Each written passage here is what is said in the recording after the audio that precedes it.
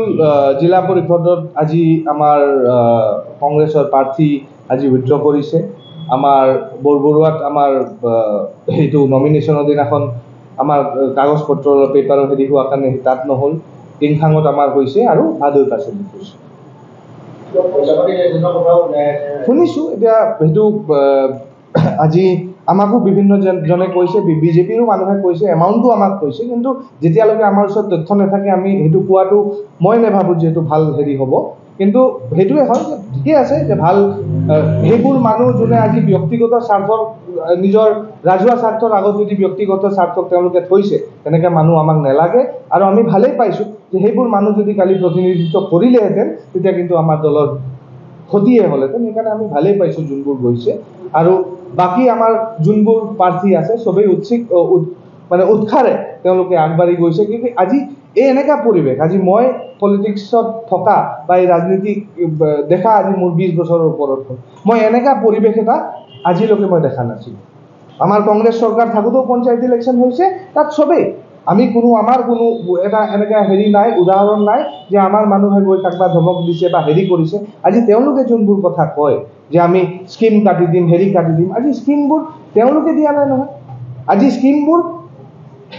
সাধাৰণ ৰাইজৰ তেওঁলোকৰ কৰ কাটনৰ পৰা আজি সেই স্কিমবোৰ দি আছে, বিজেপিয়ে দিয়া নাই। আজি তেওঁলোকৰ ঘৰত তেওঁলোকৰ বোপাই ঘৰৰ পৰা তেওঁলোকে স্কিমবোৰ দিয়া নাই। আজি বিভিন্ন জেগাত আমাৰ কংগ্ৰেছ দল কৰি থকাৰ কাৰণে আমাৰ বহুত মানুহৰ তেওঁলোকে এই হেৰিবোৰ কাটি দিছে। আৰু ইলেকশ্যনৰ পিছত আমি এইবোৰক লৈ পেলাই আমি DC মহোদয়ৰ ওচৰত যাম আৰু তেওঁ যদি আমাক মীমাংসা দিব নোৱাৰে আমি কোৰ্টত যাম। চাওক আজি যোনটো পৰিৱেশ তেওঁলোকে কৰিছে, সেই পৰিৱেশত যদি আমাৰ আৰু আপোনালোকে চবেই জানে আজি যোনটো পৰিৱেশ হৈছে, আমাৰ আজি শীৰ্ষ নেতাসকল আজি যোনটো হেৰিত গৈ আজি প্ৰতিবাদ কৰিব লগা হৈছে, আমাৰ যোনবোৰ পঞ্চায়তৰে হওক বা জিলা পৰিষদ হওক, কাউন্সিলৰ হওক, তেওঁ কেণ্ডিডেটবোৰৰ আজি 11 তাৰিখে নমিনেশ্যন দিয়াৰ পৰা আজি 17 তাৰিখলৈকে তেওঁলোকে শুব পৰা নাই।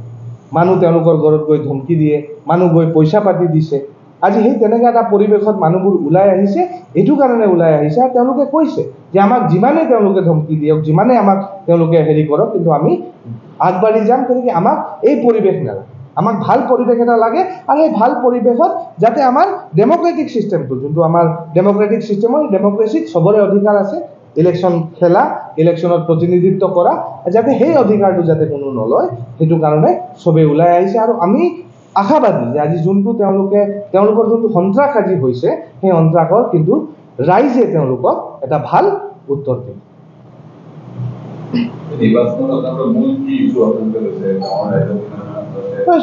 চাওক এইটো আপোনালোকে যদি চায় তো এইটো আমাৰ প্ৰত্যেকটা জিলা পৰিষদত, প্ৰত্যেকটা পঞ্চায়তত আমাৰ ইছ্যুজবোৰ অলপ বেলেগ বেলেগ হ'ব। গতিকে এইটো আমাৰ পদূলিৰ পঞ্চায়তটো হৈ গ'ল পদূলিৰ বা ৰাইজৰ একদম মানে গ্ৰাছৰুটৰ ইলেকশ্যন। তো ইয়াত আমাৰ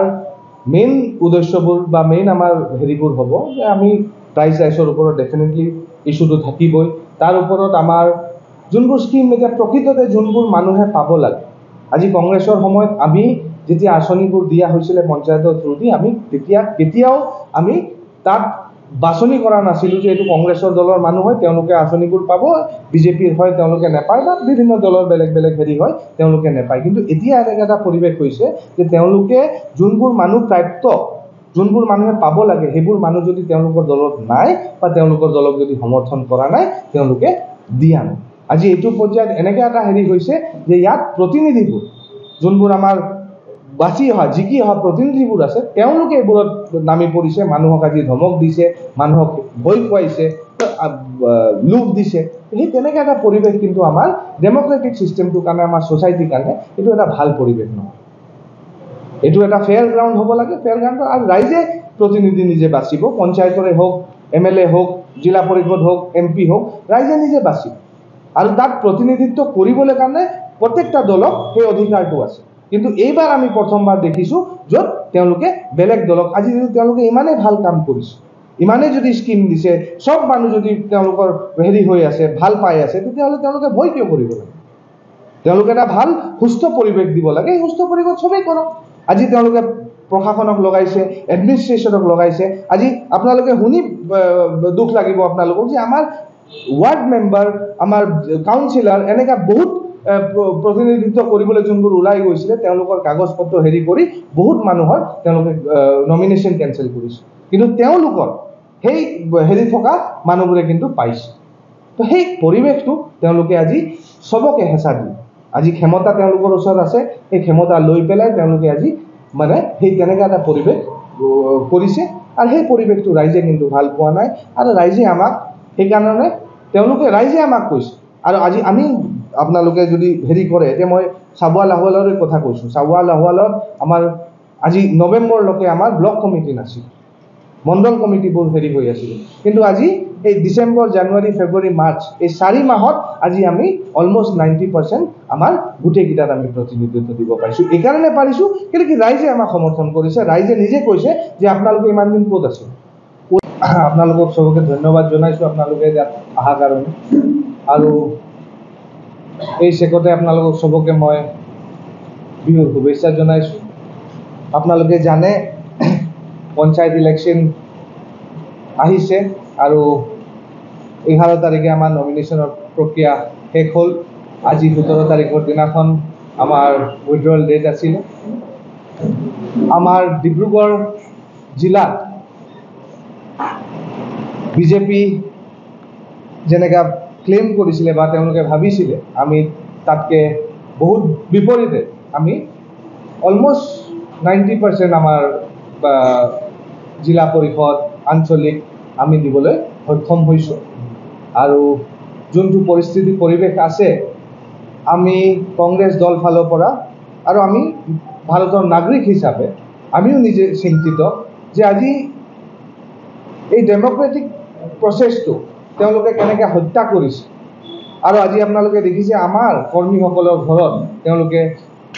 গৈ তেওঁলোকৰ সাংগু পাংগু নেতাসকল গৈ পেলাই ধমক দিছে পইচাৰ প্ৰলোভন দিছে কিছুমান মানুহ যোনবোৰ দলৰ নীতি আদৰ্শ নেমানে সেই কিছুমান মানুহে তেনেকা তেওঁলোকৰ প্ৰলোভনত আহিছে আৰু তেওঁলোকে আজি আমাৰ কেইটামান জিলা পৰিষদ আৰু কেইটামান আঞ্চলিকত আমাৰ তেনেকা হৈছে কিন্তু তাৰ পিছতো ৰাইজৰ যোনটো সঁহাৰি আমি পাইছোঁ ৰাইজে আমাৰ কেণ্ডিডেটবোৰ যেনেকৈ ওলাই আহিছে আৰু যোনটো বিজেপিৰ আজি মানে তেওঁলোকৰ সন্ত্ৰাস আজি গোটেই অসমত আপোনালোকে দেখিছে যে আজি প্ৰশাসনে বিজেপিৰ বি টিম হিচাপে কাম কৰিছে আমাৰ কেণ্ডিডেটবোৰক তেওঁলোকে ঘৰৰ পৰা উঠাই লৈ গৈছে য'ত আমি মহিলা কেণ্ডিডেট দিছোঁ তেওঁলোকৰ ঘৰৰ মুৰব্বীজনক উঠাই লৈ তেওঁলোকক ধমক মাৰিছে আজি যদি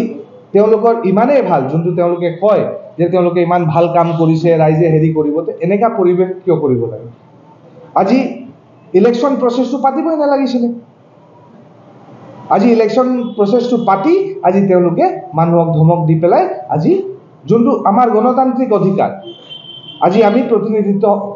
বিচাৰিব পাৰোঁ প্ৰতিনিধিত্ব আমি কালি কণ্টেষ্ট কৰিব পাৰোঁ কিন্তু তেওঁলোকে গোটেই বস্তুবোৰক ৰখাই যাতে তেওঁলোকে এই গোটেই ডেমক্ৰেটিক চিষ্টেমটো কেনেকৈ তেওঁলোকে মাৰিব পাৰে ক্ষমতা কেনেকৈ দখল কৰিব পাৰে আৰু সেই ক্ষমতা দখল কৰিবলৈ কাৰণে তেওঁলোকে কিন্তু আমাৰ গোটেই সমাজৰ গোটেই পৰিৱেশটো বেয়া কৰিছে কিন্তু মই আপোনালোকক এটা কথা ক'ব বিচাৰোঁ আপোনালোকৰ মাধ্যমেৰে আমি বিভিন্ন জেগাত ঘূৰা ঘূৰি কৰিছোঁ আৰু আমি এটা বস্তু দেখিছোঁ যে ৰাইজে আমাক আগবঢ়াই দিছে ৰাইজে আমাক সাহস দিছে যে আমি গৈ যোনটো দুৰ্নীতি যোনটো অত্যাচাৰ বিজেপিয়ে কৰিছে তাৰ হেৰিত আমাক সাহস দিছে যে আমি যাতে তেওঁলোকৰ হৈ আমি এটা বিকল্প হিচাপে আৰু আমি ওলাই আহিব পাৰোঁ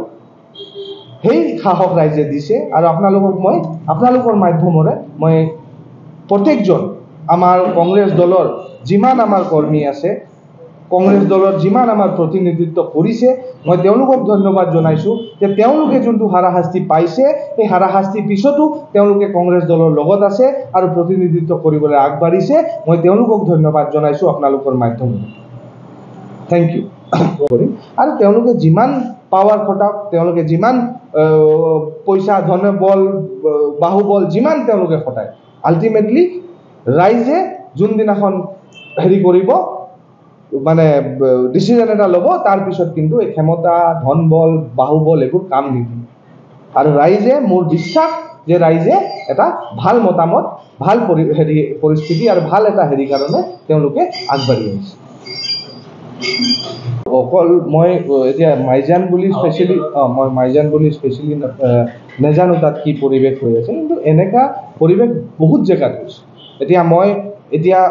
মোক দায়িত্ব দিছে লাহোৱাল আৰু চাবুৱা লাহোৱালৰ দায়িত্ব মোক দিছে। মই তাত আপোনালোকক ক'ব পাৰোঁ যে বিভিন্ন জেগাত আমি বিভিন্ন পঞ্চায়তত আমি দেখিছোঁ যে তাত আমাৰ আঞ্চলিকৰে মেম্বাৰ আমি দিছিলোঁ, তেওঁ 10th চাৰ্টিফিকেট আমি দিছোঁ, MOBC আছিলে, তেওঁক নমিনেশ্যন নল'লে। কিন্তু সেই তেনেকাই বিপৰীততে আপোনালোকে যদি চায় বেলেগ আকৌ মানে শাসক দলৰ প্ৰতিনিধিবোৰে আকৌ 9+তো তেওঁলোকে কণ্টেষ্ট কৰিবলৈ পাইছে, তেওঁলোকক হেৰি কৰিছে। তো সেইটোৱে মই কৈছোঁ যে পাৱাৰ তেওঁলোকৰ ওচৰত আছে, পাৱাৰটোক তেওঁলোকে ইউটিলাইজ কৰিছে, কিন্তু আৰু ইউটিলাইজ কৰি পেলাই যোনবোৰ প্ৰাপ্য, যোনবোৰ মানুহে পাব লাগে, আজি চিফ মিনিষ্টাৰে নিজে কয় যে এইটো ৰাইজৰ ইলেকশ্যন, ৰাইজক আমি প্ৰতিনিধিত্ব কৰিবলৈ কাৰণে সেইটো কাৰণে আমি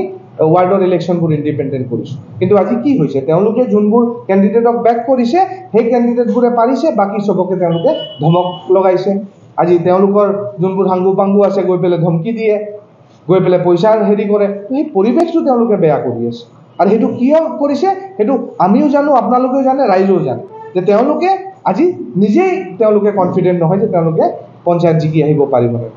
আৰু সেইটো কাৰণে তেওঁলোকে প্ৰতিনিধিবোৰ যাতে আমি যিমান পাৰোঁ প্ৰতিনিধিবোৰক ভয় চয় খুৱাই মেলি আমি আনকণ্টেষ্টেড ওলাই যাব। মই সেইকাৰণে ক'লোঁ যে আজি ডেম'ক্ৰেটিক ছিষ্টেমটোকে তেওঁলোকে খতম কৰি দিছে।